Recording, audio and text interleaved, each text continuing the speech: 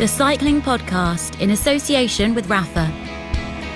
From grand tours to group rides, the Champs-Élysées to coffee shops, Rapha exists to celebrate the world's most beautiful sport. Where are we, Lionel? Well, Richard, we're at the Vermouteria again in London's King's Cross, and we should really have mentioned the Vermouth cycling crossover last week when we were here. We were very kindly presented with a glass of complimentary vermouth after we'd finished recording the podcast. 2 glasses, one each. One even. each, yeah. We didn't have to share. Now, Carpano, there's a few cycling bits of memorabilia inside, the bar, cafe.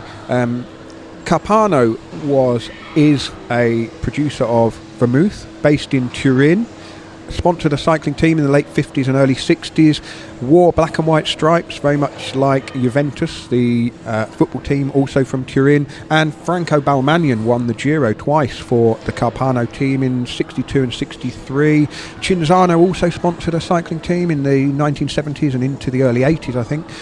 But my favourite vermouth doesn't have a cycling connection. It's a French vermouth from Marseille down in the south of France, not far from Sète, Neuilly-Prat.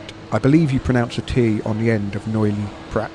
And that's maybe they'll come into cycling. Well, they can't, can they? Because obviously alcohol is banned from sponsoring cycling teams now. Not banned from sponsoring a cycling podcast. Only in certain countries, Napalm. Really? France, certainly. In France, yeah.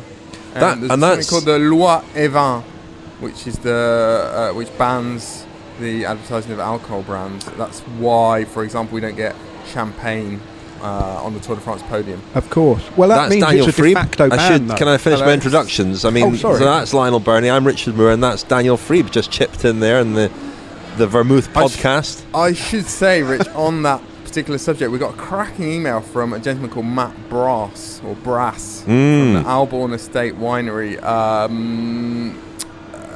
with some information about vermouth.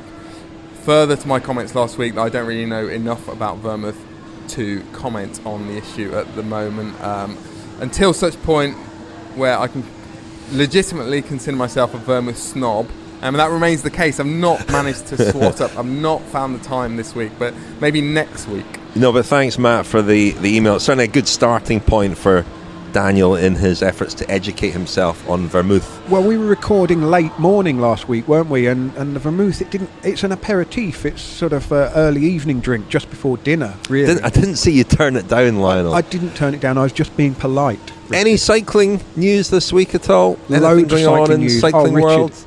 The busiest week of the year so far. Do feel free to chip in during the news roundup. We're going to discuss opening weekend in Belgium in a bit more detail in the first part of this podcast, but in brief, Deceuninck-Quick did the double at the weekend, winning Omloop Het Nieuwsblad with Zdenek Stybar, and then Kuurne-Brussels-Kuurne with Bob Jungels, and then they added Le Samyn on Tuesday. Florian Sénéchal, French rider, made it 3 cobbled classics out of 3 in quick succession. Daniel Sénéchal is on course to win the 2024 Paris-Roubaix, as you've long predicted. Is that right? Well, I was going to say, Lionel, I think I first tipped Florian Sénéchal to win Paris-Roubaix in about 1973, which is probably which I think was about 15 years before he was born. But yeah, I tip him every single year, don't I? I'm kind of not sure what reaction we can expect from his girlfriend if he wins Paris-Roubaix, given her response to him winning Le Samyn, because she was fairly happy, quite over the top celebrations I felt for an important race, a big race, but it was certainly the most important race on Tuesday. Certainly the most important race for him as well. Yeah. And it was her birthday, Rich. Oh, sorry, I missed that. Okay. Oh, well, good for him. So that's 3 out of 3 for Deceuninck-Quick on the cobbles. Quite a few stories thrown up by the weekend's racing. Most notably, the women's Omloop Het Nieuwsblad had to be stopped when breakaway rider Nicole Hanselmann of the Bigler team got very close to catching the men's race, which had been set off ahead of the women, but clearly not far enough ahead. The women's race was then neutralised. Hanselmann set off again, followed by the bunch who eventually caught her, and the race was won by Dutch rider Chantal Black ahead of Marta Bastianelli of Italy, who then won the Omloop van Het Hageland the following day. Now, this was I'd not been to Omloop Het Nieuwsblad for a few years, and this was the first time that they'd integrated the start and finish, or the first time I'd seen them do this. The team presentation was all integrated in the centre of the famous track in Ghent, and when I looked at the schedules, the slowest men's schedule and the fastest women's schedule, there was only 10 minutes apart in the first kind of hour of racing. The women were due to ride over the Lieberg, and then after the Lieberg pull off the course and make their own way to the finish. But the men were really dawdling when we first saw them. They just pootled past us after probably 30 kilometres on their way to the Lieberg, and that caused the problem, really. Lots of reaction to this, because people were asking, well, why couldn't they stop the men's race and let the women pass? Well, the simple reason for that is it would have made the logistics for the rest of the day, it would have turned a bad situation into a chaotic and probably catastrophic one, because the chances are the men may well have caught them up. Probably what they should have done, and I don't get the sense that anyone in the men's race really knew that the women were closing in, because there was no instruction from the commissar to the team sports directors to say, look, the women's race is in danger of catching you up, can you get your guys to press on a bit, which would have been probably the sensible response. And I think this is an unintended consequence of trying to do the right thing and integrate the two races and increase the profile of the women's race by holding it on the same day, having the start and finish in the same place, and using largely the same course. The problem is, this races take place in the real world, out on public roads that are open to traffic, and I suspect, and from my questioning on the following morning, the consensus was that they can't just close the roads, for sort of 45 minutes to an hour. They want to keep the road closure sensible for the general population, so that's where the problem arose. We're going to talk about this a bit more on the cycling podcast Femina next week, and we've got an interview with Hanselmann in that episode, and it spawned a lot of stories in the press, didn't it, about the women catching the men. It's a great headline. That's not entirely an accurate sort of reflection of what happened, really, or how as we know how road racing works. I would say the women's race was 77 kilometres shorter than the men, and over the course of it, they're 4 kilometres an hour slower. I mean, it's apples and oranges. I would say as well, in defence of the organisers, that what happened has become very unusual. That races have not tended to run the way that Het Nieuwsblad ran, where they did allow the break, this huge lead, and they did dawdle along. That's been quite unusual. That goes against the recent pattern, where average speeds over the whole race have been higher, and breaks have not been allowed that sort of gap. So quite a lot of unusual things going on there, which created this unfortunate situation. But I watched the women's race, and frankly, the women were stopped and asked to pause for a bit. They didn't seem that bothered about it or angry about it. And that happens sometimes in bike races for all kinds of reasons. It could be a level crossing. Actually, they stopped them just before a level crossing, and I thought this could be interesting if they start them again and the level crossing comes down between the breakaway and the bunch. But they moved them then beyond the level crossing and restarted the race. But these things do happen from time to time, and as I say, we'll talk about it a bit more, I think, next week. Yeah, there was another at the Kuurne-Brussels-Kuurne junior race. I don't know whether you saw the little video on social media of the start of the race in the neutralised section. Suddenly the lead commissar's car braked, and a couple of dozen riders crashed into the back of the car, obviously not expecting the lead car to brake suddenly. From reports, it seems that the car's automatic braking kicked in. This happened with Cavendish, didn't it, last year? That's right, yeah. At the Dubai Tour, was it last year? Yeah. UAE Tour, yeah. So the automatic braking cut in when the riders, frankly, pulled alongside the car, and the sensors slammed on the anchors. Probably want to disable that function on the car for if you're driving a... We shouldn't laugh, because it looked quite nasty. Yeah, I mean, it was... But again, this is the thing, isn't it? There's a lot of anger on social media, but mistakes do happen. I mean, a bike race, mistakes happen all day, every day, and sometimes, particularly when you're out on the course in these races, you do get that sort of sense of the fear that the whole thing is happening by the seat of its pants, really. The vehicles, the motorbikes, the public, and we see these kind of incidents all the more because everyone's filming everything, and they get the publicity of social media. Anyway, finishing up in Belgium, there were some crashes over the weekend, but probably the highest profile one was Lotto Soudal's Ties Benoot, who crashed in Het Nieuwsblad, and is touch and go for Strade Bianche at the weekend. He's the defending champion there in Italy, but we don't know at this point whether he will be fit to take the start. He seemed optimistic on Sunday, and well, we shall wait and see. Other racing, the UAE Tour concluded in Dubai and was won by Primož Roglič of Jumbo-Visma. Roglič won. He led from start to finish. He won the penultimate stage. The day before that, Caleb Ewan had won a very punchy finish at Hatterdam, which was a surprise to me, but having listened to a forthcoming interview we've got with Caleb Ewan, perhaps not such a surprise to see him win on a finish like that. The final stage was won by Ireland's Sam Bennett of Bora Hansgrohe, an impressive victory for him because he beat Fernando Gaviria and Caleb Ewan, who've both been bang in form. You may have heard Daniel's interview with Bennett from the training camp at the start of the season. He's obviously very disappointed that he's unlikely to ride either the Giro or the Tour, but if he keeps winning races, he might force his way in somehow. Who knows? Tour of Austria. Might force its way into the Tour. Cruel, Richard.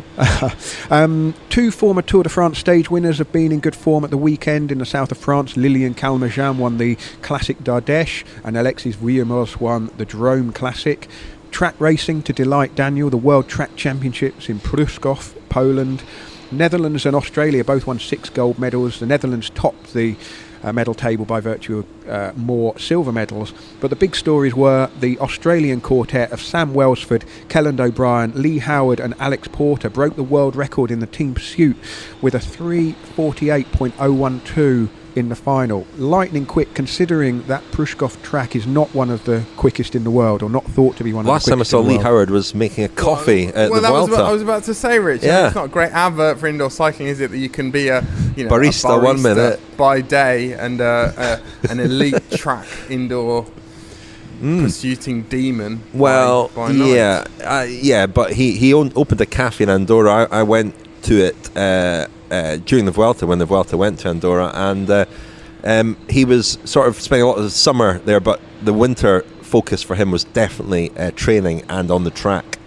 Well, it's paid off, certainly. They beat Great Britain in the final, and the Great Britain quartet were no slouches either, because they did 3:50.810, which is not a slow time. The Australians also won the women's team pursuit with Annette Edmondson, Ashley Ann Kudinoff, Georgia Baker and Amy Cure. They also beat Great Britain in the final. Another few little stories from the track worlds that caught my eye. Roger Kluge, who finished the UAE Tour for Lotto Soudal, got Saturday up the next morning, flew to Europe and arrived at the track 3 hours before the Madison, teamed up with his German teammate Theo Reinhardt, and won the gold medal in the rainbow jersey. That was incredible. I mean, couldn't believe it. That's a sort of Jacques Anquetil, Dauphiné, Bordeaux, Paris, back-to-back story. He was also pretty busy at the UAE Tour. He was doing a lot. He was quite visible working for Caleb Ewan. So I was astonished at that.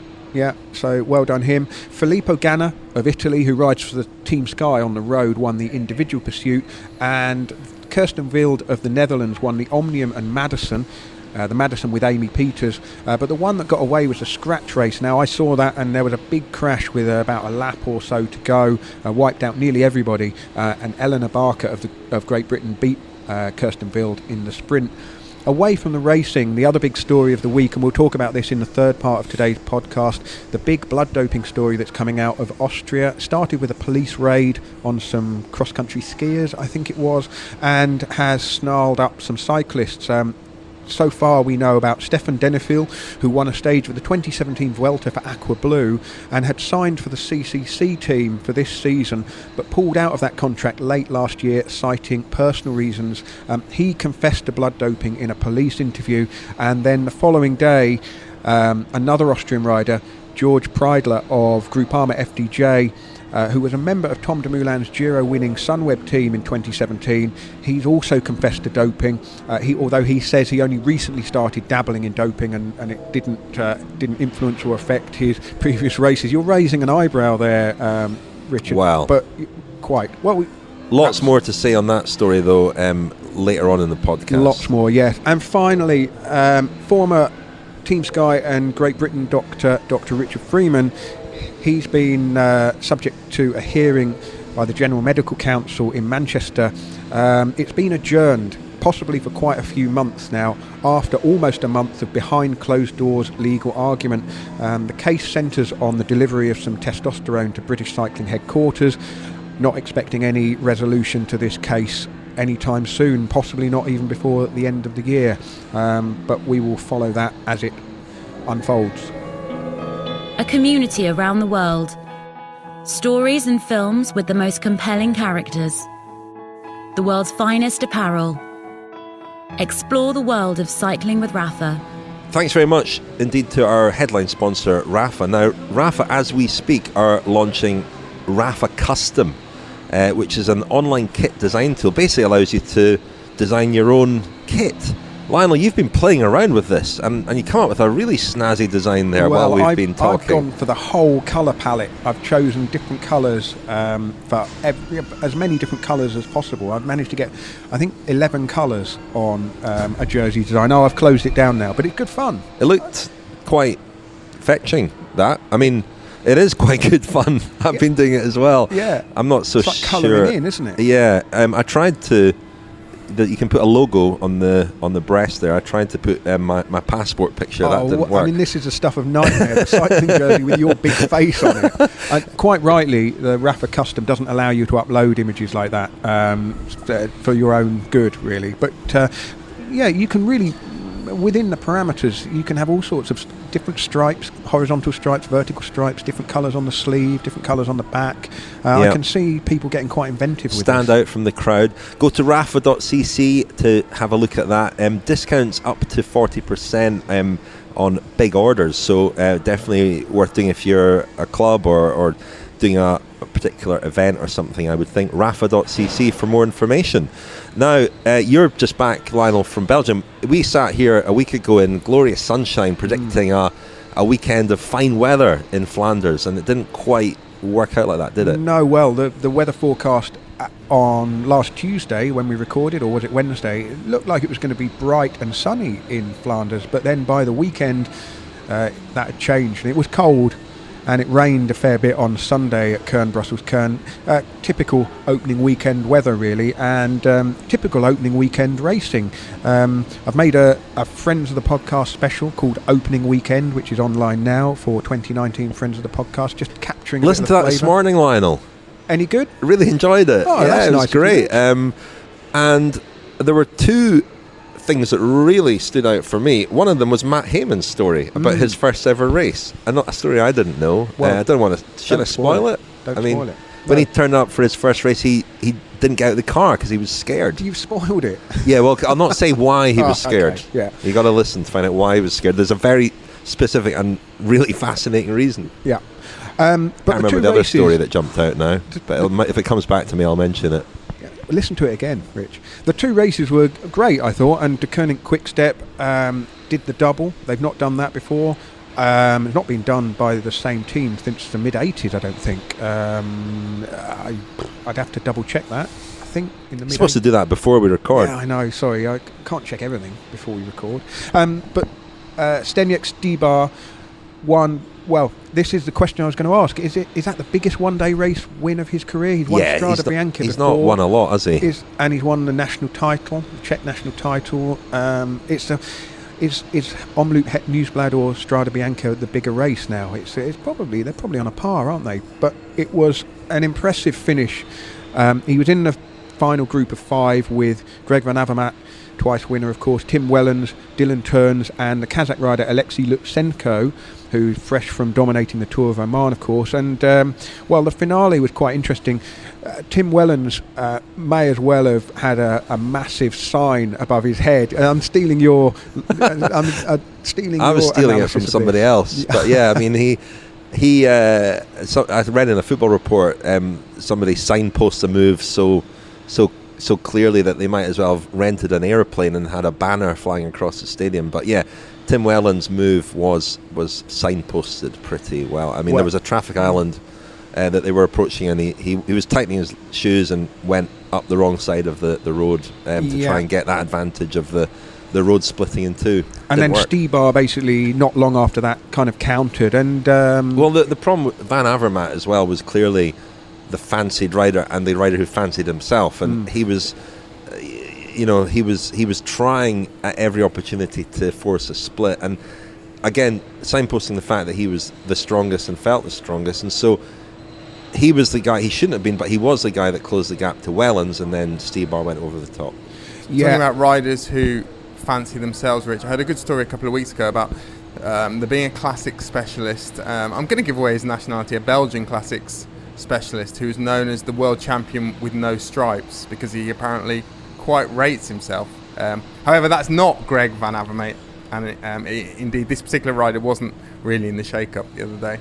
Interesting. Wonder who that is. Send us your top 18 potential candidates. On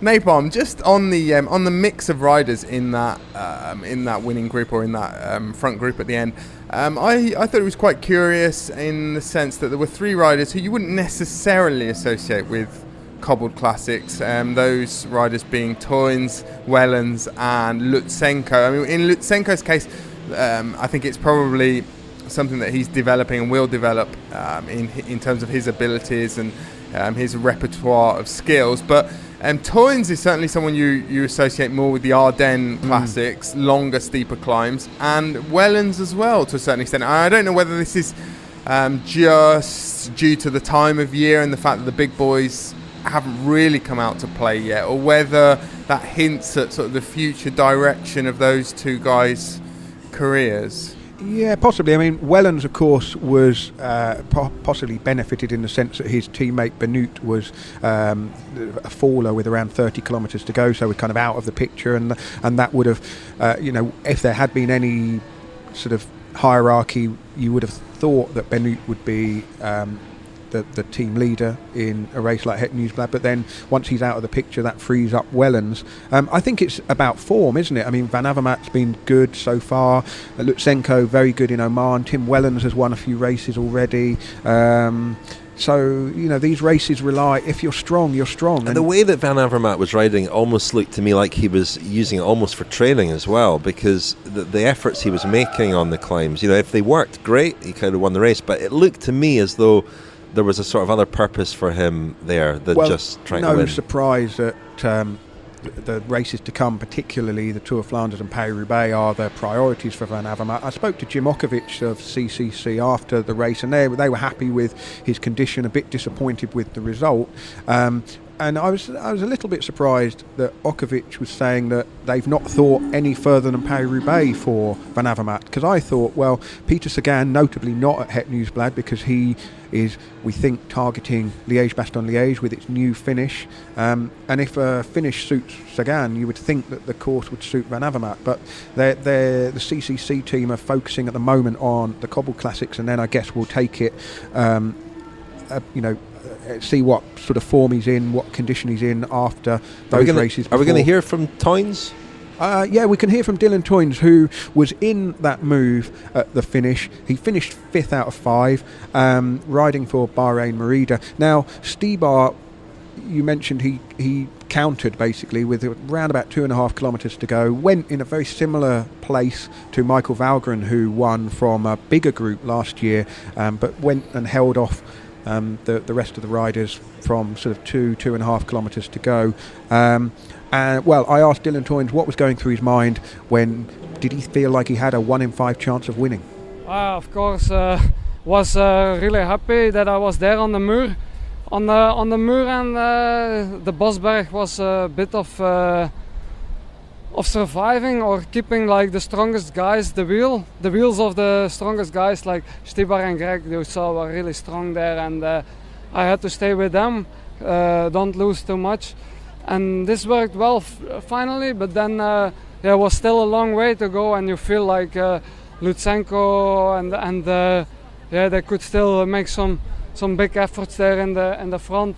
I tried to save a little bit of energy for the last really 3K, like the really final, and in the end the attack of Wellens was the first opener, but then when we catched him the speed fell down, and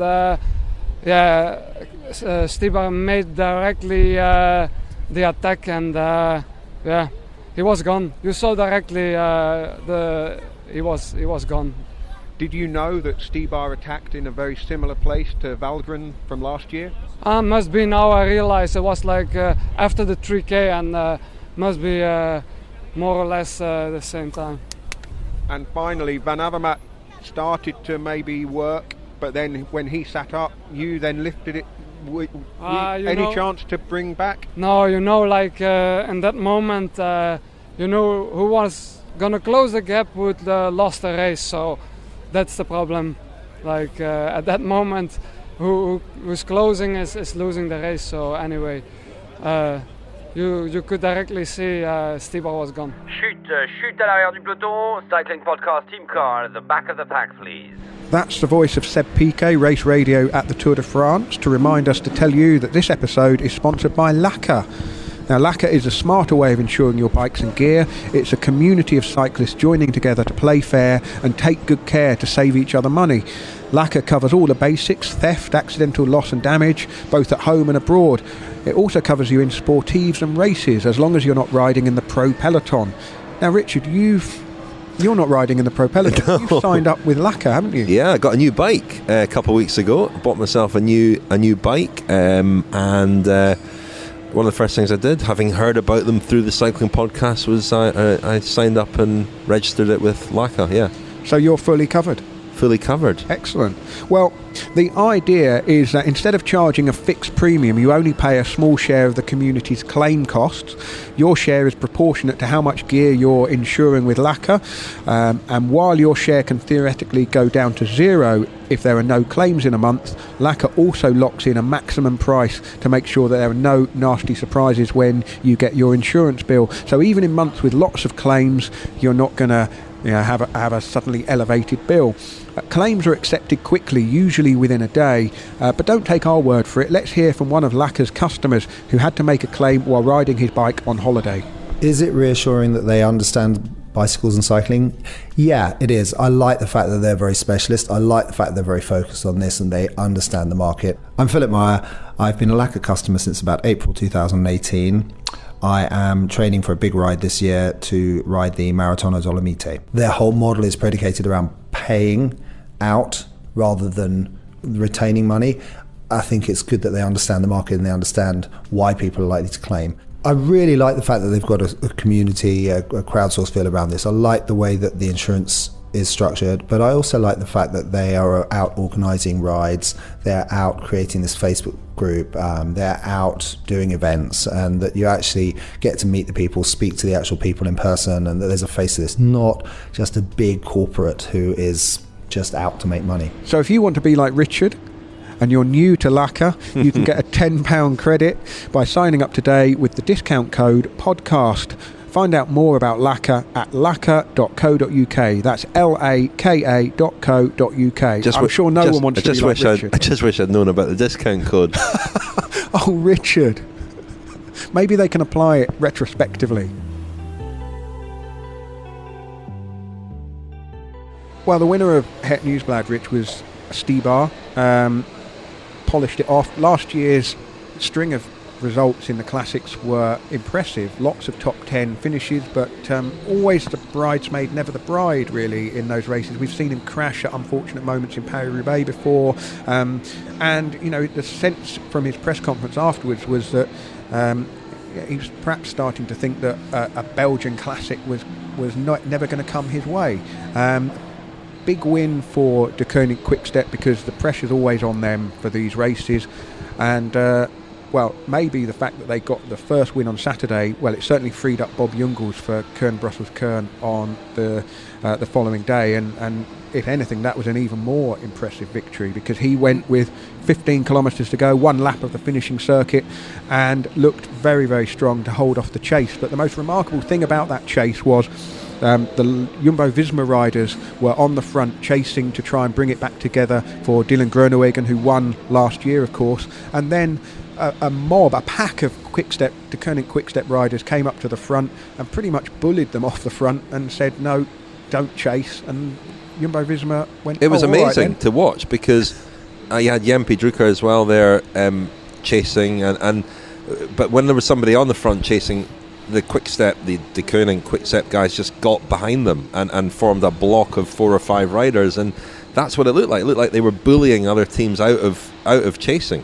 Any beef about that, Napalm?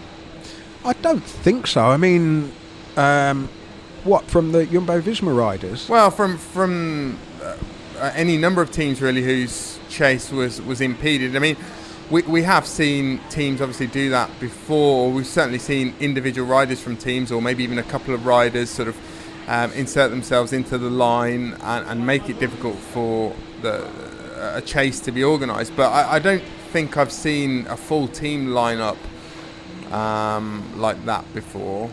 No, I mean, it was intimidating, wasn't it? I mean, but the thing is, I think this is one of the sort of the great uncovered aspects of cycling, but also professional sport. The sort of the sense of stature, status, intimidation, sledging, even mind games, talking people out of a position of strength, nudging people out of a position of strength. I mean, positioning and presence are absolutely critical in these races, and I mean, it was a pretty awesome show of strength, but you either stand your ground or you melt away. I watched it a couple of times. I don't get the feeling that Deceuninck-Quick did anything that was out of order. They did something that was intimidating, but I mean, they didn't deny space. They didn't argy-bargy their way to the front. They just massed at the front, waved their arms a bit to say slow down, and the rest of the bunch acquiesced. And it made a difference because Jungels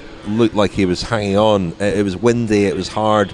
It is traditionally a race that ends in a bunch sprint, although Jesper Stuyven a couple of years ago did a similar thing. But Jungels, his lead was going to the last few kilometres. His lead, he was hanging by a thread really, and it looked like it would come back. But it was a tired group behind as well. It had been a tough day, and it could be that the other teams didn't quite have the numbers that Deceuninck-Quick had to organise a chase or to counter the guys that they had that were fresh enough to be at the front. We should mention that Owain Doull, who was, his first really notable result of his road career, he finished second, jumping away at the end. There were a few disqualifications as well for riding on cycle paths, and he drifted right off the kind of road in the finishing straight, and then sort of popped around the advertising hoardings again. And I wondered if he might get in trouble for that, but no, he held on and a very good second place. Well, he was riding on the road, wasn't he? I mean, it was just the shape of the barriers there. I couldn't tell whether there was a cycle path at the side of the road or not. I don't know, it was a hugely impressive performance by Doull, though, wasn't it? I mean, last year, sort of midway through last year, it looked as though his future with Team Sky might be certainly, if not in jeopardy, then in question. I remember at the Tour of Yorkshire last year, they kind of gave him the leadership role, and he didn't really take that opportunity. Didn't ride particularly well there, and I was not surprised, but curious to see that they'd given him another contract later on in the year, and he certainly looks as though he's going to set about justifying that. He rode well. I mean, apart from at the finish, he was active earlier on as well, a little move. So yeah, it's always different. I mean, it was a very impressive jump away, but could you do that if it was first place up for grabs with a team on the front leading it out with Groenewegen and giving it everything for the sprint? Probably not. It doesn't necessarily follow that because you got second place in that manner, you could get first place in that manner. But nevertheless, it was a decisive move and a good result. One that you can put on the CV and point to at the end of the year. Just on the disqualifications, Rich, Niels Pollitt of Katusha was disqualified, but Matteo Trentin wasn't disqualified. Oh, okay, I thought he was. No, I don't think he was. He was just a DNF because he was caught off the back, and he went on a cycle path. From what I gather, the issue is whether or not it endangers spectators, and Niels Pollitt's move was judged to be perhaps the wrong other side of a line of spectators or whatever. It's a bit like what I was talking about last week. The application of these rules is very much in the eyes of the judge and jury, isn't it? They see what's what, and they make a decision. Funny old sport cycling, isn't it, where the women catch the men enough to stop and wait, and then the cyclists get disqualified for riding on cycling paths. Explain this to a newcomer. Yeah, well, indeed. Just before we move away from Belgium, had we ought to mention the controversy over the poster to promote the Binck Bank E3 Grand Prix. Harelbeke. What was E3 Harelbeke? Whatever it's E3 called Harelbeke. now. One of the few of these spring Belgian races that isn't organised and run by Flanders Classics, the company which has really hoovered up the bigger one-day races in the region. Now, they've had trouble in the past over, frankly, sexist posters to promote their race. One year they had some little cyclists riding over basically a naked woman. And this year's poster, well, I didn't mention it in last week's news roundup, frankly, because felt like it was giving the oxygen of publicity to something that was just a bit naff and a bit doing crass. their marketing for them. Doing their marketing for them, yeah. But because the UCI have now commented, feel like we ought to mention it. The UCI have basically told the race organisers to take the poster down from their social media. Now, when I first saw it, I really had to squint to try and see what the fuss was about, because it was, to me, my eyes, it was like one of those magic eye posters. I couldn't quite see what it actually was, but it is basically two body-painted women, the image of a frog, and the inference is that the winner of the E3 race, the prize is... what is the prize? I mean, I don't know. What is... I don't really understand the poster at all. It just... It's beyond me. It's just tiring, really, is my response to it. It's kind of unnecessary for the race organisers. Clearly designed to generate some kind of buzz and fuss, but it's generating the wrong sort of buzz and fuss, certainly outside of Flanders. The UCI have said, take it off social media, but driving around Waregem as we were on Sunday, where the race, as we were coming back, where the race, the E3 race takes place, it's on enormous billboards, it's on the side of factories, it's everywhere, it's on roundabouts. And is it easier to make out what it is when you see it on a billboard? Not really, it just looks like a frog. And then you get very close and you still can't quite see it, and then you've gone past it. Anyway, it's... it's a strange one for the UCI to get involved, but they have they've threatened legal action unless they remove the image. Again, going back to the thing about littering from last week, the UCI introducing a rule about littering that's about as clear as mud, introducing the rule about the cycle pass, when's a DQ, when isn't a DQ, and this, just have a clearly written rule about race promotional material and say what is acceptable and what isn't acceptable, rather than getting involved after the fact on one what would that look example. like, Napalm? What would that look like in this case? Because well, I've no idea. You talk about interpretation of the law about pavements, and the wording in that is probably something to the effect of endangering spectators, but that in itself is a subjective concept. What is endangering spectators? What is offensive in a regulation about a race poster? It's a tricky one. But it's offensive to some people and probably not a big deal to other people. But you could just say, look, no promotional material that involves naked or scantily clad or body painted women. Simple. My Done. brother, who is a nature photographer, does paint people, men and women, in body paint as frogs, because he to highlight the plight of endangered frogs. But I don't think that's what the E3 poster is helping to promote at all. But it kind of it does. And having spent the weekend in Belgium and just reacquainting myself with these races, it's so obvious that the whole region, this whole cycling culture of the region exists in microcosm, really. I mean, it is, as far as the Belgians are concerned, Omloop Het Nieuwsblad is the first proper race of the season. And actually, this reminds me of the second most ear-catching bit of your episode, Lionel, because it was your interview with Hugo Kuurne-Brussels, and the extent of the coverage of the race in Het Nieuwsblad, the paper that he works for. 100-page supplement the week before Het Nieuwsblad, and then 12 to 20 pages a day on the race. They had 20 journalists and photographers at Het Nieuwsblad on the day. That was all really fascinating, and we know it, but it's just to hear it is extraordinary. Yeah, and they are a big deal, and you do get the feeling in spring that if the cycling season ended with Paris-Roubaix, no one in Flanders would be that bothered. The Cycling Podcast is supported by Science in Sport. Science in Sport.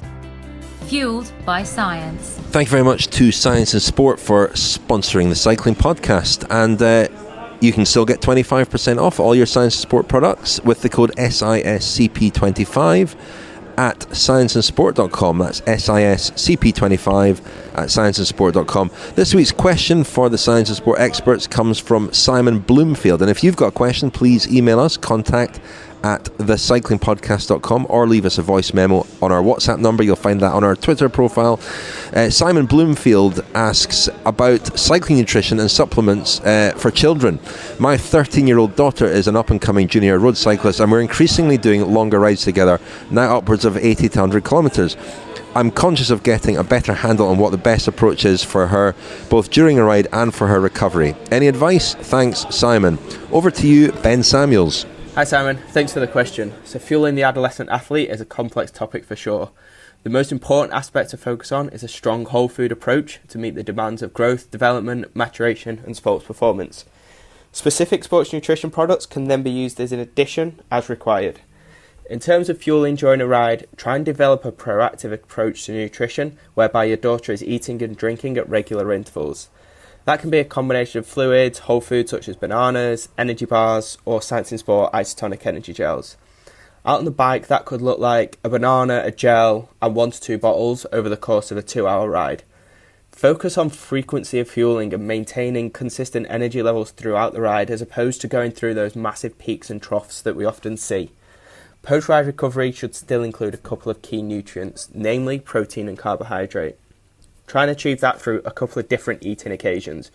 So you're looking for something immediately post-ride. Flavoured milk works fantastic as a recovery drink in that age group, and then a meal within the next 1 to 2 hours. Well, Lionel, as you mentioned in your news roundup, a big story at the weekend, and it sort of erupted while you were in Belgium, initially concerning Stefan Denifl, the Austrian rider who won a stage at the Vuelta in 2017 riding for Aqua Blue Sport, had signed for CCC for this year, and then pulled out of that contract over Christmas for personal reasons. He never elaborated on what those were.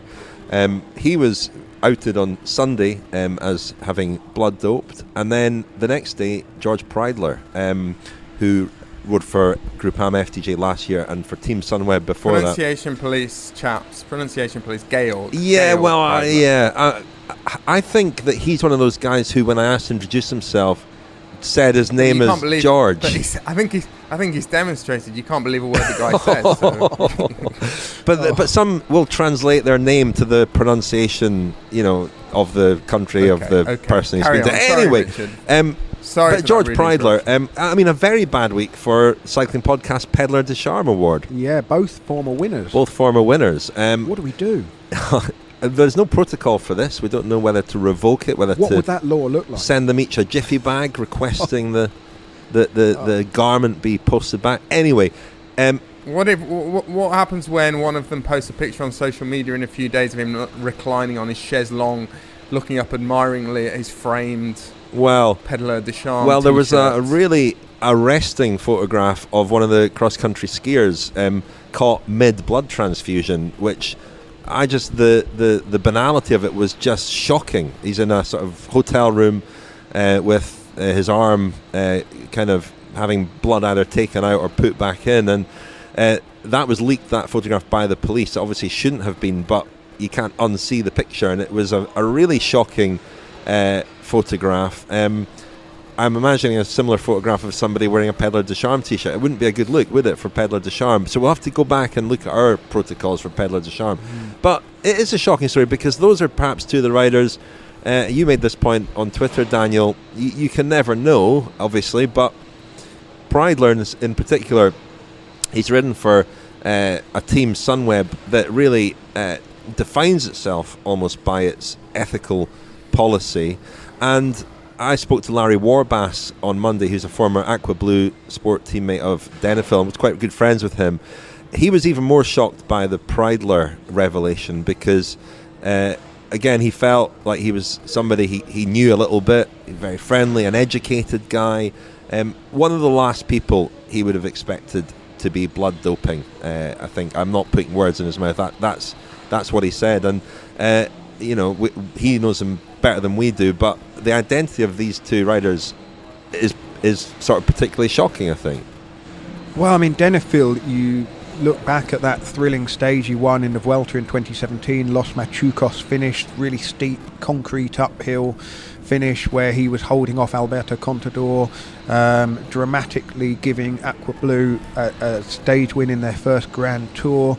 Obviously then, the 2018 season for all the Aqua Blue riders was one of disappointment after disappointment, really. Very little in the way of a real elite racing for those riders. And then Denifl got a contract with CCC, which has risen from BMC Racing. Now on Sunday morning, I went to find Jim Ochowicz, the boss of the CCC team, just to get his reaction, and this is what he said. I heard about it last night, actually. Some report was out about some investigation that went on in Austria with other sports, and he was involved in it as a cyclist. So I heard about it last night. So when he said he was not going to take up his place with the team, I mean, what was that conversation like? And I can't go word for word, but it was basically a family issue that he was having. I didn't go into a lot of detail because family is not my business. Sports is my business. He just said he couldn't continue his racing career.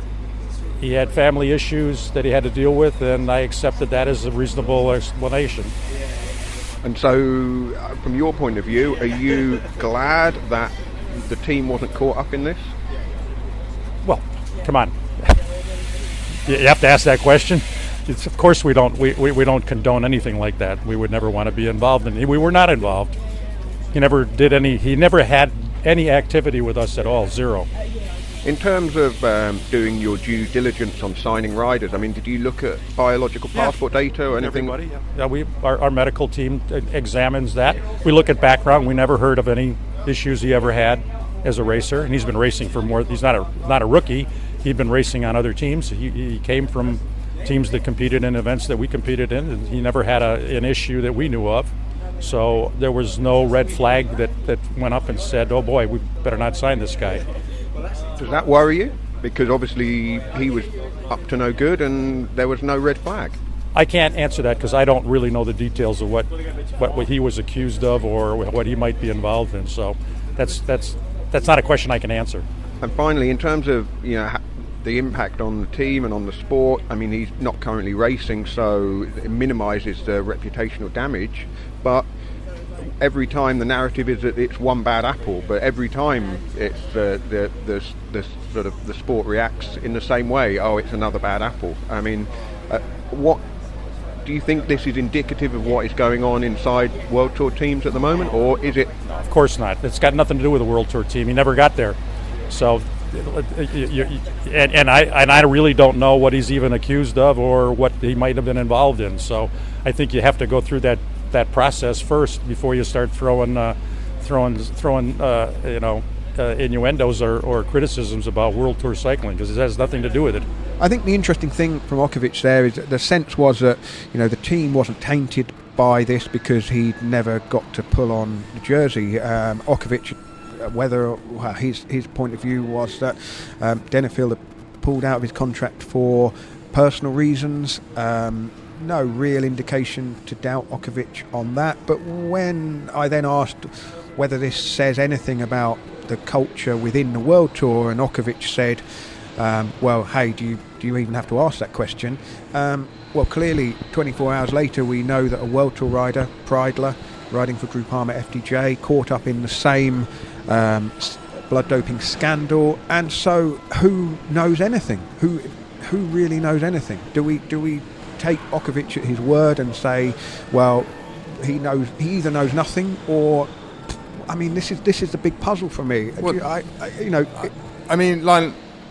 think it's a massive moment in the history of the recent history of anti-doping and doping in cycling, in the sense that it's 2011 was the last time we had any real major evidence of blood transfusions taking place. That was when the Italian rider Riccardo Rico was exposed as having tried a bit of a DIY blood transfusion. And prior to that, of course, we'd had Operación Puerto in 2006. But since then, there had been nothing of that nature. You know, we'd had a sort of semi-regular series of positive tests for EPO, but we've said many times in the last couple of years that we're very unclear about what's going on. And I think, you know, I was contacted spontaneously by a couple of riders over the weekend, and they said how shocked they were, and they wondered whether they'd been naive, because they thought that blood transfusions were probably a thing of the past, at least as far as the vast majority of the peloton, if not all of the peloton, was concerned. And I think part of the reason why people were under that apprehension was that it was so traumatic when those revelations about Operación Puerto and Rico, and even in 2008 with Bernhard Kohl, when those revelations were made, and it was so sort of squalid that I think, you know, as well as the peloton in general just cleaning itself up, there was a feeling that they would never go back there. We would never plumb those depths again. And if that was going to happen, it certainly wasn't going to be too sort of, you know, charming, well-spoken, seemingly upstanding guys like Georg Preidler and Stefan Denifl. Preidler, who'd ridden, Rich, as you said, for a team Sunweb, who have almost become notorious for the severity of their checks and surveillance on their riders, to the extent where, you know, there've been reports or stories about them even checking their riders' belongings to make sure they hadn't, you know, brought doping products with them to races. So I think it's huge, and it does raise massive questions about what's going on now, and it raises. Sorry, Rich, just on that, we should say that if we're to take Preidler at his word, and clearly there's a problem with that, he says that he had blood removed in 2018 when he was a Groupama FDJ rider. Not he has not said certainly that he was doping when he was at Team Sunweb. So it's possible, you know, you could imagine, you know, certainly if you were Sunweb, you could say, well, that their controls and their checks and their balances it might have worked as far as we know. But on that point, 100%. On that point, Daniel, I mean, Ochowicz there, on the one hand, saying they've done their due diligence on Denifl, checked out his bio-passport data, hadn't seen any red flags, and then when this comes up, still maintaining confidence in both their checks and the biological passport. I mean, it doesn't all stack up, does it? I mean, there's clearly gaps in the system here which can be exploited, and you know, the tripwire is not being tripped. Well, just a bit of history on that line, on the biological passport. It was it was adopted by cycling in 2008. It was adopted by other federations after that. But I think, you know, gradually people have come to realise that it's not foolproof, and there are ways that you can get around the biological passport. I mean, 5 months after it was launched in 2008, the UCI came out and said they were already monitoring 23 riders, or there were 23 riders whose profiles warranted extra surveillance. And I think that created the expectation that, you know, this was going to be this sort of secret weapon that was going to take out all of the cheats in the peloton. It was going to completely eradicate not only blood doping but also EPO doping. And I think over time, I think the UCI themselves, WADA, and the public with them have come to realise that it was never going to be that. We should never have had those expectations. It's been an incredibly useful tool. It served to inform the UCI and really inform their target testing. And, you know, if you speak to people who have intimate knowledge of how the passport works now, they say that, you know, it has yielded a lot in terms of the EPO positives that it's yielded, because riders have been targeted on the basis of their passports. But as far as transfusions are concerned, so autologous transfusions, transfusing one's own blood, they've realised. I mean, I spoke to someone, as I said, with intimate knowledge of how it works a couple of years ago, and one big problem they've recognised is that the physiology of professional cyclists is quite different and reacts quite differently to that of other athletes. And the one main reason for that is that something exists in cycling which doesn't exist in other sports, and that's stage racing. That's a sort of 5, 6, 7 hours of stress on an athlete's body every day over a period of days, and in Grand Tours that's 3 weeks, and this really wreaks havoc with blood values and an expert's ability to read and interpret the blood values, and it particularly creates problems for something called plasma volume. Plasma is basically the white, sort of the tippy-tappy stuff in the blood that the wishy-washy doesn't stuff. That doesn't do a whole lot, but it skews then hemoglobin and it makes it very difficult to read. And this is something that came to light when Roman Kreuziger was one rider who was initially fingered for his biological passport for values in 2 Grand Tours, actually, in 2011 and 2012. And it was around about 2014 when the arbitration was taking place, and this was one of the issues that was raised, that it was very, very difficult to see what was going on there. And there is a school of thought that the UCI in particular was burned by the Kreuziger case, and thereafter there have not been many cases brought. In reality, there weren't many cases brought before that. There have been a lot in track and field. Up to the start of 2016, there was something like 70 cases brought in track and field, as against about 13 in professional cycling. But again, what I'm told is that has a lot to do with the increased difficulty of reading cyclist profiles. There have been various other problems to do with it. I think that all the federations that have adhered to the passport have found data management to be a big problem. Huge numbers of these blood profiles, very difficult to process it all, very difficult to read it, and I think as time has gone by, as I said initially, that the realization has really sunk in that this is a tool that can be used almost as an investigative tool rather than something that's going to catch people per se. And I think it's led indirectly to some very good things.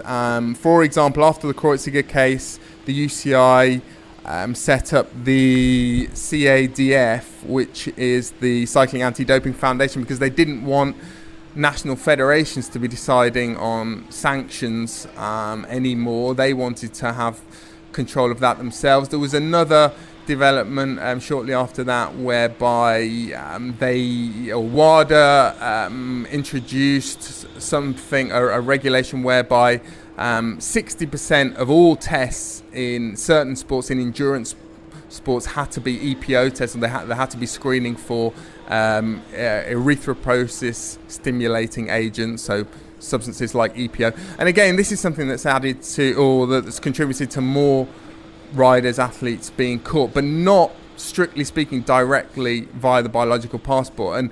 And I think there is a feeling that blood transfusions could, if the will is there, still present a major problem. And the thing here is, again, it's not the sporting authorities that have, brought this to light. It's a police investigation which has blown the lid on this, and we now wait to see whether this is the tip of a more significant iceberg. Reports are that more athletes from a number of sports might well be implicated in this. One thing that is slightly different to the sort of 2006 blood doping.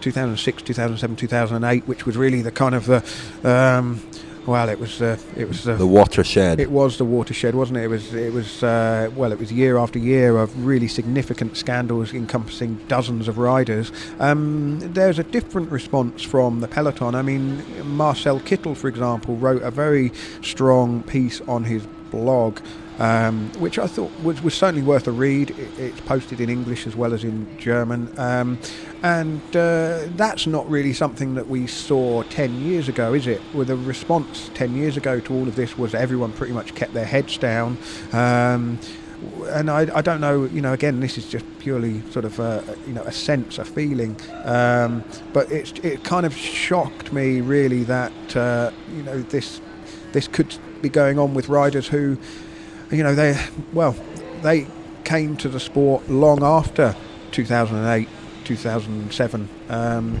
They should have been products of a different generation, and yet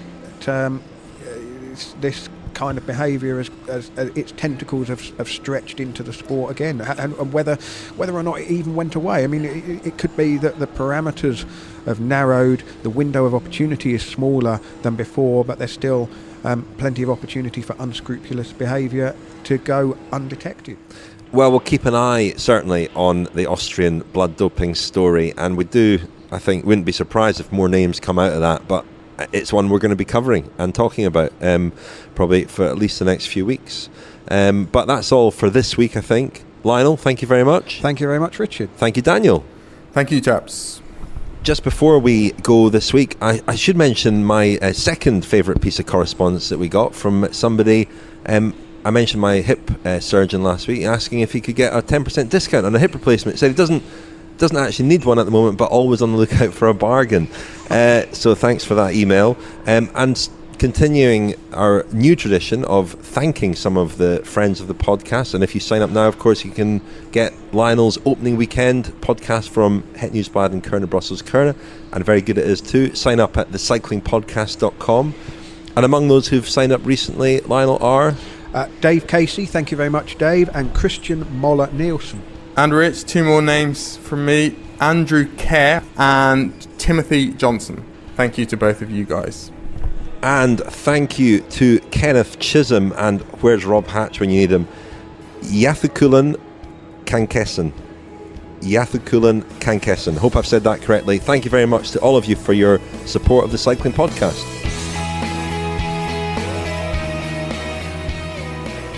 You've been listening to The Cycling Podcast. Subscribe to our newsletter at thecyclingpodcast.com to get all the latest news and special offers delivered straight to your inbox. This episode was edited and produced by Tom Wally.